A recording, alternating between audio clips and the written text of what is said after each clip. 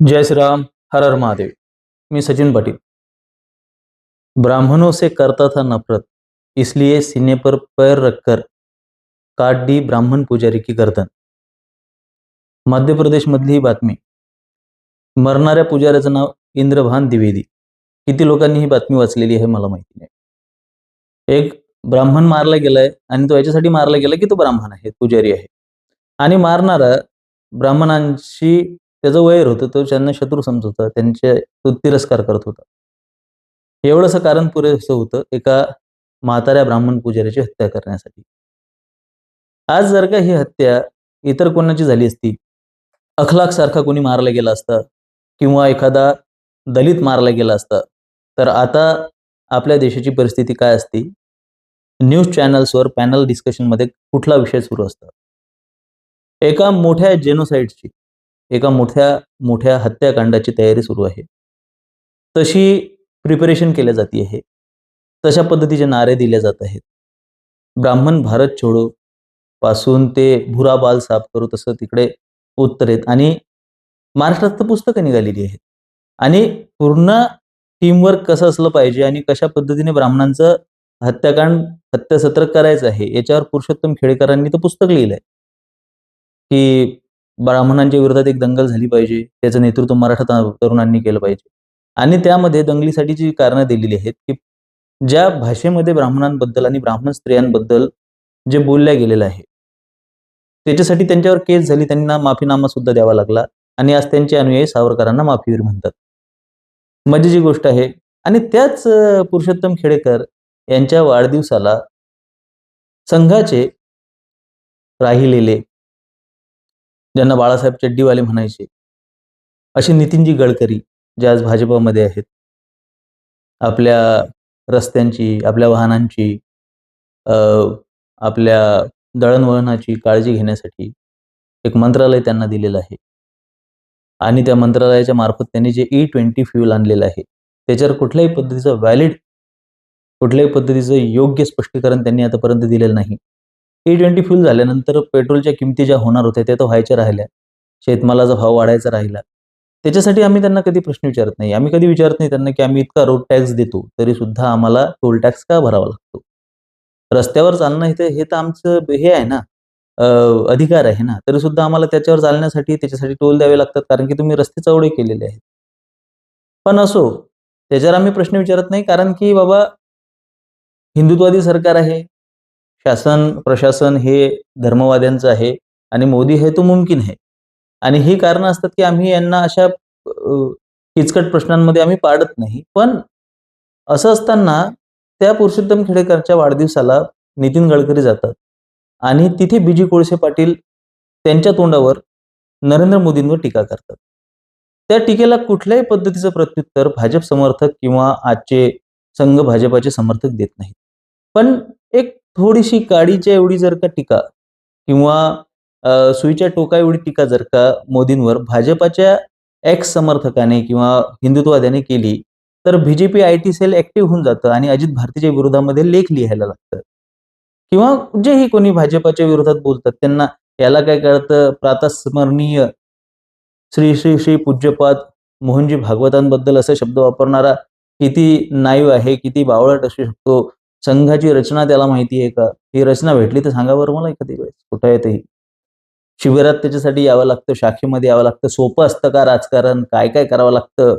मोदींनी संपूर्ण देशामध्ये भिक्षा मागून कसे दिवस काढलेले आहेत, आणि सोपं आहे का नरेंद्र मोदी होणं? इथून बोलणं काय? ह्या ज्या गप्पा आपल्या चालतात, मला तुम्ही दाखवून द्या आज जे कोर संघ भाजपाचे कोर समर्थक आहेत, त्यांनी नितीन गडकरींवर या गोष्टीसाठी टीका केलेली मला दाखवून द्या। भाजपाने मृतावस्थेत गेलेल्या कित्येक संघटनांना, फुटीरवादी संघटनांना आणि तिथल्या त्याच्या कार्यकर्त्यांना जीवनदान दिलेलं आहे। सचिन माळी, शीतल साठे या लोकांना विसरत चालला होता समाज, कबीर कला मंच वगैरे, हे घोषित नक्षलवादी आहेत। UAPA अंतर्गत त्यांच्यावर कारवाई झालेली आहे, ते RR पाटलांच्या काळामध्ये झालेली आहे। आजही ते ज्या पद्धतीने मराठा आरक्षणाच्या प्रश्नाच्या वेळी त्यांनी ज्या पद्धतीने त्याचं भांडवल केलं, ज्याचं राजकारण केलं, समाजामध्ये दुफळी माजावी अशा पद्धतीच्या कविता, लेख लिहिलेत, कविता तयार केल्या, आणि त्यांना व्यासपीठ कोणी दिलं? छगन भुजबळ, गोपीचंद पडळकर यांच्या व्यासपीठावर ते दिसले। भाजपाने त्यांना अधिकृतपणे व्यासपीठ, त्यांना मंच पुरवला, मंच प्रोव्हाईड केला, स्टेज प्रोव्हाईड केलं आणि त्यांच्या कार्याला पुनरुज्जीवन त्यांनी दिलं. आज अशा पद्धतीने जर का ज्ञानपीठ आता कुठला पुरस्कार ज्ञानपीठ ऑलरेडी भेटलेला आहे. काय साहित्य संदर्भातला एक पुरस्कार भालचंद्र नेमाडेंना. याच शासनाच्या अध्यक्षतेखाली देणार असल्याचं माझ्या पाहण्यात आलं किंवा अशा बरेचसे इतिहास संशोधन मंडळ जयसिंगराव पवारांचा सत्कार करते किंवा अशा लोकांचा, की जे लोक सगळ्यांना कल्पना आहे की त्यांच्या नॅरेटिव्हच्या विरोधात तुम्ही दिवस-रात्र काम करत असता. हे प्रशासन त्यांच्या मारेकऱ्यांच्या बाबतीत इतकं मोकळ्या मुक्त हस्ताने त्यांचं स्वागत करून त्यांचा सत्कार करण्यासाठी इतकं तत्पर का आहे? हा प्रश्न ते राजकारण आहे. तो मास्टर स्ट्रोक आहे. तो मास्टर स्ट्रोक आहे. या मास्टर स्ट्रोकामध्ये ह्या जो सगळ्यात मोठा मास्टर स्ट्रोक जो होता, जो एकदम बाउंडरी लाईनच्या बाहेर होता, तो म्हणजे यूजीसीचा. काल परवा मोहन भागवत परत बोलले म्हटल्यापेक्षा बरळले म्हणतो मी त्याला. तुमच्यासाठी ते प्रातस्मरणीय असतील. तुम्ही जा भागवतांचे पाय धुवा, त्याचं बकेटभर पाणी आणा आणि रोज सकाळ संध्याकाळ आचमन करा. तुमच्या ह्या मूर्खपणाला, तुमच्या ह्या गाढवपणाला मी काय म्हणू मला त्याची म्हणजे सुचत नाही. आजही तुम्हाला ती संघाची तुम्हाला हे नेतृत्व मान्य आहे. यूजीसीचा कायदा ज्या पद्धतीने त्या रिचा तिवारी, की रुची तिवारी समथिंग ती जी पत्रकार आहे. मी त्या बातमीबद्दल मी त्याला शोधलं पण नाही. मला फार वाईट वाटलं, की नंगा करके इसकी परेड करो. एक महिला पत्रकार बद्दल यूजीसीच्या आंदोलनामध्ये तिने प्रश्न विचारलं. तिच्याबद्दल हे शब्द वापरले जातात. आज इतक्या मोकळ्या मनाने, इतक्या प्रकटपणे लोक ह्या जेनोसाईडची तयारी करत आहेत, की बाबा आम्हाला ब्राह्मण मारायचे आहेत. हे इतक्या मोकळ्या मनाने म्हणतात. मग माझं काय भांडवल जातंय किंवा माझं काय जडतंय त्याच्यामध्ये? तर साधी एक गोष्ट आहे, की एक टिपू सुलतानचा मुद्दा बाहेर आला. टिपू सुलतानचा मुद्दा बाहेर आल्यानंतर न्यूज चॅनल्स त्या मुद्द्याला कशा पद्धतीने दाखवतायत, की बेरोजगारीची समस्या आहे, गटारांची समस्या आहे, अमकी समस्या, डमकी समस्या आणि आमची तरुणाई कशासाठी आंदोलन करते तर टिपू सुलतानचे पोस्टर काढण्यासाठी. अशा पद्धतीचं एक प्रोजेक्शन असतं ना. अशा पद्धतीचे प्रसार माध्यमं अशा पद्धतीने काम करत असतात. म्हणजे तुमचं म्हणणं आहे, की सुरक्षेचा मुद्दा इतका महत्त्वाचा नाही. म्हणजे टिपू सुलतानचं उदात्तीकरण इतकं महत्त्वाचं नाहीये. आज यूकेमध्ये सगळ्या काही गोष्टी आहेत. तिथे काही समस्या असतील, तिथली लोकं तुमच्यामध्ये आपल्यापेक्षा जास्त हुशार आहेत. मग ती लोकं जेव्हा युनाइट द किंगडम नावाने मोर्चा काढतात, ते कशासाठी काढतात? ते बेरोजगारीसाठी काढतात का? किंवा ते तिथल्या स्थानिक समस्यांसाठी काढतात का? पाण्याच्या प्रश्नासाठी काढतात किंवा तिथल्या ज्या स्थानिक समस्या त्याच्यासाठी काढतात का? नाही. ते काढतायत, की इस्लामचा वाढता प्रभाव आणि त्याचं उदात्तीकरण त्याच्या विरोधात. यूके पासून संपूर्ण जगामध्ये याच्या विरोधात मोर्चे निघत आहेत आणि आमचे हे भडवे आम्हाला शहाणपणा शिकवत आहेत, की टिपू सुलतानचं उदात्तीकरण सगळ्यांना माहिती आहे, की या उदात्तीकरणाचे परिणाम काय होत असतात. या उदात्तीकरणामुळे जे मॉरल बूस्ट होतं. थोड्या वेळाआधी मला एक फोन आला. बोपोडीतून काही जर का हिंदुत्ववादी असतील तर संपर्क साधा. तिथल्या एका तरुणाला मदतीची आवश्यकता आहे. शेजारी मुसलमान असला तर काय फरक पडतो? याचं एक जिवंत उदाहरण मी तुम्हाला सांगतो, की बाबा महाशिवरात्री होऊन गेली. महाशिवरात्रीच्या दिवशी भांडणं झालीत. कारण की मोठमोठ्यानं स्पीकरचा आवाज वाढवलेला आहे. वूफर्स घरामध्ये आणून बसवलेले आहेत. मोठमोठे स्पीकर बसवलेले आहेत. आणि कुठलाही सण उत्सव आला हिंदूंचा, की आवाज मोठा करायचा, रात्री बेरात्री आवाज मोठा करायचा, शेजाऱ्यांना त्रास द्यायचा. आता तुम्ही म्हणाल, की हे शेजाऱ्यांची भांडणं आहेत. हे हिंदू मुसलमानचा काय विषय आला याच्यात? ऑब्व्हियसली मलाही तेच म्हणायचं आहे, की शेजाऱ्यांच्या भांडणामध्ये हिंदू मुसलमानचा प्रश्न काय आला? पण समस्या पुढे आहे. समस्या पुढे अशी आहे, की जेव्हा तो प्रॉब्लेम मोठा होतो, तेव्हा त्या तरुण जेव्हा तिथे भांडण करायला जातो, त्यांना म्हणायला जातो, तेव्हा त्या समाजाच्या बायका एकवटून याच्यावर हल्ला करतात. ती लोकं समाज म्हणून एकत्र येतात, ही आमची समस्या आहे. आणि पोलिसांच्या जवळ याचं सोल्युशन काय असते? अरे तुम्हाला काय करायचंय? अरे वाढवू द्या ना आवाज किंवा सोडून द्या ना ते एरिया. पोलिसांना काय करायचं? त्यांचा हेडेक त्यांचा बाजूला करायचा असतो. राहुल चव्हाणची अशीच केस आहे. दलित मित्र आहे माझा. मी त्यांचे हे पण घेतलेला पॉडकास्ट पण घेतलेला आपल्या चॅनलवर आहे. 2016 मध्ये इतका भयंकर हल्ला त्याचे फोटोग्राफ्स वगैरे सगळं दाखवलेलं आहे. मी 70 वर्षाच्या त्यांच्या आईला पोलिसांनी उचललं. 70 वर्षाच्या कलम 307 मध्ये. खुनाचा म्हणजे जीवे मारण्याचा प्रयत्न म्हणून. विचार करा तुम्ही काय बितली असेल त्याच्यावर. अजूनही त्या मुस्लिम लोकांवर अॅट्रॉसिटी एससी-एसटी ॲक्टनुसार कारवाई झालेली नाही. अजून पण 2016 पासून तो व्यक्ती न्यायाच्या प्रतीक्षेत आहे. समस्या अशी आहे, की तुमचा शेजारी जेव्हा मुसलमान असतो किंवा जेव्हा तुमचं रस्त्यावर भांडण होतं किंवा कुठेही भांडण होतं, तर तो जो तात्पुरता जो मुद्दा असतो ना, त्या मुद्द्याला कशाचं स्वरूप येतं? त्या मुद्द्याला जातीचं स्वरूप येतं. अकोटमध्ये एक अकोट म्हणजे अकोला जिल्ह्यामध्ये अकोट नावाचं एक शहर आहे, तालुका आहे. तिथे म्हणजे काही वर्षांपूर्वी 1999 ते 2002-4च्या काळापर्यंत पतंग उडवायला बंदी होती. आता हे खूप आश्चर्याची ना हास्यास्पद गोष्ट तुम्हाला वाटेल, की पतंग उडवले तर पोलीस पकडून न्यायचे, उचलून न्यायचे. त्याला कारण असं होतं, की पतंग उडवण्याच्या वादावरून 2 गटात हाणामारी झाली. 2 गटात म्हणजे हिंदू-मुसलमान मुद्दा. पतंग लुटण्याच्या वादावरून. मग पोलिसांचं काय असते माहिती आहे का, डायरेक्ट मुळावरच घाव करतात. ते हे बघत नाहीत, की बाबा पतंग लुटण्याच्या मुद्द्यावरून त्यांनी बायका लेकरांसहित भांडायला यायची काय गरज आहे? मग त्यांच्यावर अंकुश आणायचा नाही, त्याच्याशी पतंग उडवणं बंद करायचं. हे पोलिसांचं सोल्युशन असते. घर सोडून दे, गाव सोडून दे, कशाला भांडत बसतो? हे आपलं काम आहे काय? शेजारी आहे, वाढू दे ना आवाज, तू कानात बोळे घाल. हे पोलिसांचे उत्तर असतात आपल्याला. आणि हे सगळ्यांना माहिती आहे. प्रशासन अशाच पद्धतीने काम करतं. ढिम्म शासन आहे आपलं. जेवढा अन्याय तक्रारकर्त्यावर करता येईल तेवढा अन्याय पोलीस करतात. हे प्रत्येकाला माहिती आहे. जेवढा अन्याय करता येईल तुम्हाला अशा पद्धतीचे हजारो व्हिडिओ सोशल मीडियावर भेटून जातील. तर यामुळे लोकं काय करतात, की बाबा ही लोकं सामूहिकरित्या एकत्र येतात. त्याच्यानुसार ती काम करतात. ते ऑर्गनाइज्ड पद्धतीने काम करतात. त्याच्यामुळे अशा पद्धतीचं उदात्तीकरण जे आहे, ते अशा पद्धतीचं उदात्तीकरण समाजाला हानिकारक आहे. आणि त्या उदात्तीकरणाच्या विरोधामध्ये तरुण म्हणजे त्याच्यामागं असे एक फटक्यात उत्तर नाहीये. त्याच्यामागं परत आपल्याला उकलत जावं लागतं. मग आपल्याला कारण समजतं, की समाज अशा पद्धतीने प्रतिकार का करतो. पण आज रोजी आपली जी लढाई आहे, ती टिपू सुलतानच्या विरोधात आहे का? टिपू सुलतानच्या समर्थकांच्या विरोधात आहे का? तर अजिबात नाही. तर टिपू सुलतानचं उदात्तीकरण आणि समर्थन करणाऱ्यांमध्ये जर का तुम्ही नावं शोधली, तर 2-3 महिलांचे अकाउंट मला दिसले. ते महिलांची नावं मराठी आहेत.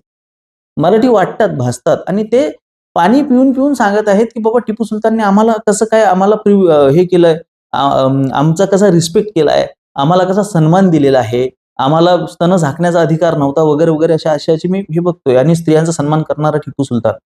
ह्या स्त्रिया ज्या वर्गातून येतात, ज्या घटकातून येतात, त्या स्त्रिया कायमस्वरूपी हिंदूंच्या देवी-देवतांवर जी घाण टीका-टिप्पणी करत असतात, ब्राह्मण वर्गावर जी टीका-टिप्पणी करत असतात, धर्मशास्त्रांवर जी टीका-टिप्पणी करत असतात, हे जे मॉरल बूस्ट करण्याचं त्यांचं जे काम सुरू आहे आणि दुसऱ्या प्रतिपक्षाचं मॉरल डाउन करण्याचं हे जे काम सुरू आहे, याच्यामध्ये समाजामध्ये दुफळी माजलेली आहे.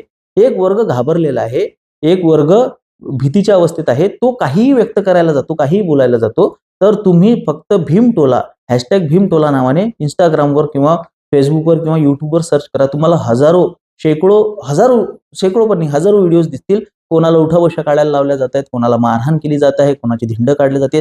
लहान मुलापासून ते महिलांपर्यंत अशा पद्धतीचे प्रकार घडत आहेत आणि पोलीस प्रशासन शांतपणे बघत आहे. हे जे तुम्ही अराजकतेचं वातावरण निर्माण केलेलं आहे, हे समाजातलं आता शाळा महाविद्यालयांमध्ये आणण्यासाठी मोहन भागवतांनी हे जे मोहनास्त्र काढलेलं आहे. तसं तर मला संघासूर किंवा मोहनासूर असे शब्द वापरायची इच्छा होती आहे. आणि ज्या पद्धतीने अतिशय प्रमाणामध्ये उदात्तीकरण सुरू आहे, काही महापुरुषांचं, काही विचारसरणीचं, कुठल्या काही वादाचं, महाराष्ट्र हे त्याचं हब आहे. महाराष्ट्र केंद्र आहे त्या गोष्टींचं. महाराष्ट्रातून ही जी विचारसरणी पूर्ण सगळे हे विषवल्ली पसरवण्याचं काम केलं जात आहे आणि जो सामान्य वर्गाचा, जो इथल्या करदात्या, मतदारांचा जो हक्क मारण्याचा प्रयत्न सुरू आहे, त्याच्यातही भागवतांची ही अपेक्षा आहे, की सामान्य वर्गाने सहन करावं. UGCला विरोध करता कामा नये. आरक्षण 200 वर्ष राहिलं पाहिजे. हे इतकी तृतीय श्रेणीची घाण पद्धतीची संघाची हे जे राजकारण आहे, थू आहे तुमच्या जीवनावर, लक्षात घ्या. थू आहे तुमच्या जीवनावर. तुम्ही स्वतःला हिंदुत्ववादी म्हणता, लाज वाटली पाहिजे तुम्हाला. मोहन भागवत केवळ मेजॉरिटी इज अ लॉच्या हिशोबाने चालत आहेत, केवळ सत्तेत राहण्यासाठी जे हातपाय मारत आहेत. LGBT कम्युनिटीला खुश करण्यासाठी कान उघडून ऐका. माझ्या तोंडून शिव्या येत आहेत. कान उघडून ऐका. त्या संघाच्या समर्थकांनी एक शब्दही वाकडा बोलण्याच्या आधी लक्षात ठेवा. नागळ करण मी तुम्हाला. तुमचं हिंदुत्व इतकं उघडं नागळ आहे, इतकं झंडुत्व आहे. हिंदूंना नपुंसक बनवण्याचा हे जे तुम्ही ठेके तत्वावर हे जे काम घेतलेलं आहे, त्यांनी कान उघडून ऐका. लक्षात ठेवा. LGBT कम्युनिटीला खुश करण्यासाठी भागवत बोललेत, की हंस आणि डिंबिक हे समलैंगिक होते. हरिवंश पुराणामध्ये त्यांना भाऊ म्हटलेलं आहे. हंस मारला गेला म्हणून डिंबिकाने आत्महत्या केली. म्हणजे एक भाऊ मारला गेला, त्याच्यामुळे दुसऱ्या भावाने आत्महत्या केली. त्यांच्यातलं प्रेम होतं, त्यांच्यातली आपुलकी होती आणि त्यांना तुम्ही समलैंगिक सांगता. आणि याच्यासाठी तुमच्यावर FIR पण होते लखनौमध्ये. तुम्ही श्रीकृष्णाला अफवाखोर म्हणता, याच्यासाठी तुमच्यावर FIR होते लखनौमध्ये. पुढे त्याचं काय झालं माहिती नाही. बरं, तिकडे UPमध्ये लोक विरोध तरी करतात. इथं तर कोणाला काही देणं घेणंच नाही. LGBT कम्युनिटीला खुश करण्यासाठी तुम्ही आपल्या धर्मशास्त्रामध्ये समलैंगिकतेला शोधता आणि फार चुकीच्या पद्धतीने शोधता. या पद्धतीने पंडितांनी जाती निर्माण केल्यापासून तर 5000 वर्ष झाले जो अन्याय होत आहे, म्हणून पुढचे 200 वर्ष आरक्षण राहिलं पाहिजे. आणि आता हे UGCचं जे ढोल वाजवत आहेत, गोल गोल शेंबळात माशी घोळल्याप्रमाणे जे उत्तर असतात, आरक्षण समस्या नाही, हे आरक्षण की राजनीती समस्या आहे. हे जे तुमचं उत्तर आहे, म्हणजे उद्या चालून जातीवाद समस्या नहीं है, जातीवाद की राजनीति समस्या है, ये समस्या, बलात्कार समस्या नहीं है, बलात्कार की राजनीति समस्या है, अत्याचार समस्या नहीं है, अत्याचार की राजनीति है. काय हे काय अर्थ आहे या गोष्टीला? कोणीही संघाचा विद्वान बुद्धिजीवी 50-60 वर्ग केलेला व्यक्ती एखादा बौद्धिक घेतलेला तुम्हाला सांगू शकतो का या वक्तव्याचा अर्थ काय आहे? आरक्षण समस्या नाही, आरक्षणाचं राजकारण समस्या आहे. 4 मार्क मिळालेल्या व्यक्तीला तुम्ही ऑर्थोपेडिशियनच्या डिपार्टमेंटमध्ये तुम्ही त्याला ऍडमिशन देता, ऑर्थोपेडिक डिपार्टमेंटमध्ये, ऑर्थोपेडिकच्या त्या सेक्शनमध्ये तुम्ही त्याला ऍडमिशन देता. भविष्यामध्ये तो अस्थिरोग तज्ञ होईल की तो हाडं मोडणारा डॉक्टर होईल. अशा पद्धतीने आपल्या देशाला विश्वगुरू बनवण्याच्या प्रक्रियेला तुम्ही योग्य ठरवता. या गोष्टीला तुम्ही योग्य आहे असं सांगता. आम्ही तुम्हाला काय डोक्याला गोळं तेल लावून फिरणारे दिसलोय का? कशा पद्धतीची मानसिकता तुम्ही सूट, सवलती, आरक्षण ह्या कोबड्या वापरून तुम्ही म्हणताय की आमचं, आणि वरून तुमचं ते थोबाड वर करून आहेच की आम्ही काय हिंदूंचा ठेका घेतलाय का? मग हिंदूंना सल्ला देण्याचा ठेका घेतलाय का तुम्ही? तुम्ही बाप लागून गेले का? संघ नव्हता तेव्हाही हिंदू होते आणि संघ नसेल तेव्हा, आणि संघ नसेल तर हिंदू अधिक चांगल्या पद्धतीने असेल. त्याला लढता येईल, त्याला प्रतिकार करता येईल, त्याच्या हातापायात बळ असेल. पण तुमच्यासारख्या या नपुंसक मानसिकतेमुळे जे समाजाची माती होते, जे वाटोळ होते, त्याचं काय? या ग्राउंड रियालिटी काय आहे याच्याबद्दल काळीची कल्पना नसलेली लोक आम्हाला हिंदुत्व शिकवतात. तोंडात चांदीचा चम्मच घेऊन जन्माला आलेली लोक सुद्धा आम्हाला शिकवतात की ग्राउंड रियालिटी काय आहे, तो तुमचा व्यक्तिगत अनुभव आहे, तुम्हाला काही कळवत नाही. काय घंटा राजकारण करतं तुम्हाला? पूर्ण देशाला मातीत घालण्यासाठी तुम्ही, याचा फटका तर संघ भाजपाला बसणार आहेच, हे निश्चित आहे, काळा दगडावरची रेषा आहे. पण आतापर्यंत तुम्ही जे अपरिमित हानी आणि ज्या पद्धतीने ह्या चुकीचं नेतृत्व करून तुम्ही समाजाला जे मातीत घालण्याचा जो प्रयत्न करत आहात आणि जो तुम्ही बऱ्यापैकी यशस्वी केलेला आहे, ते भरून काढण्याजोगतं नाही. हे समजून घेतलं पाहिजे. आंधळ समर्थन करू नका. आंधळ समर्थन कोणाचंही करू नका. चूक आहे, चुकीला चूक म्हणा, बरोबरला बरोबर म्हणा. पण ज्या पद्धतीने संघ भाजपाने हे जे घाणेरडं राजकारण सुरू केलेलं आहे आपल्या देशामध्ये, फोडा आणि राज्य करायचं हे जे राजकारण सुरू केलेलं आहे, या राजकारणाला कुठेतरी थांबवल्या गेलं पाहिजे, कुठेतरी आळा घातला गेला पाहिजे. इथे या देशामध्ये हिंदूंचा कोणीही वाली नाही. सर्वात आधी आपल्याला जी आनंदाच्या उकड्या फुटत आहेत ओबीसी वर्गाला किंवा इथल्या बऱ्याचशा लोकांना, की बाबा ठीक आहे, ते बामणांना मारलं, जेनोसाईड, त्यांना काय फरक पडणार आहे? प्रचंड आज जे जात्यात आहेत उद्या ते आज जे सुपात आहेत उद्या ते जात्यात असणार आहेत. कोणाची सत्ता अपेक्षित आहे आणि कोणाला सगळे सूत्र हातात घ्यायचे आहेत आणि कोणाला तुमच्या पोरी पाहिजेत, कोणाच्या पोरी पाहिजेत?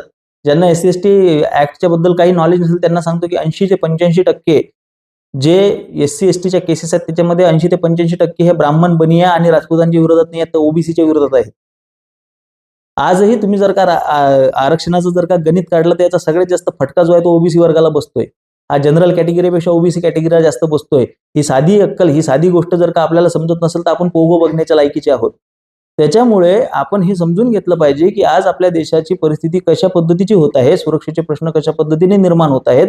भविष्यामध्ये हा हिरवा राक्षस या जगाला, या देशाला गिळंकृत करण्यासाठी जो बसलेला आहे, त्याचं पालन पोषण कुठल्या विचारसरणीची लोक करत आहेत, त्याला बॅकअप कोणती लोक देत आहेत, ही गोष्ट जर का डोळ्याने स्पष्ट दिसूनही आपल्या लक्षात येत नसेल, आणि हे संघासुराचं हे मोहनास्त्र, हे UGC अस्त्र आपल्यावर चालवण्याचा जो प्रयत्न केला जात आहे आणि आपण जे गोड मानून घेणार आहोत, जे की सवय आहे उडवून घ्यायची हिंदूंना, खास करून जर का संघाने उडवलं तर फारच आनंदाने उडवून घेतात, तर ही उडवून घ्यायची सवय आपल्याला कुठेतरी बंद करावी लागणार आहे. माझे विचार पडत असतील तर सहकार्य असू द्या. धन्यवाद. जय श्रीराम. हर हर महादेव.